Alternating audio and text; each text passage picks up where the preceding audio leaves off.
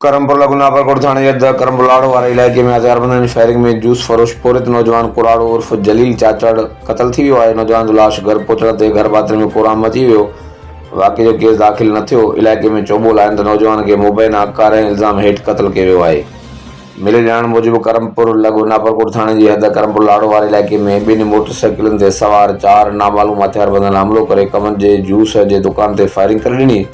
हथियारबंदनि जी firing में juice फरोश पोरियत नौजवान 22 साला गुट टिडू फतू पौड़ वासी कुराड़ो उर्फ अब्दुल जलील चाचड़ पुट गुलाम सरवर चाचड़ थरे ते क़तल थी वियो। हथियारबंद नौजवान खे बेदर्दी सां क़तल करण बाद फायरिंग कंदा आसानी सां फरार थी विया। वाक़े सब इलाइक़े में ख़ौफ़ हिरास पकड़िजी वियो। इतला ते जी नापरकोट पुलिस वाक़े वारे हंधि पहुची ज़रूरी कार्रवाई लाइ नौजवान जो लाश तालके खानपुर अस्पताल मुंतक़िल कयो। उन नौजवान जो लाश घर पहुचण ते घर बातन में कोराम मची वियो। वाक़े जो केस दाख़िल न थी सघियो। इलाइक़े में चोबोल आहिनि त नौजवान खे मुबैना कार ऐं इल्ज़ाम हेठि क़तल कयो वियो आहे। ॿिए तरफ़ नौजवान जी तदफ़ीन पिणु कई वई आहे।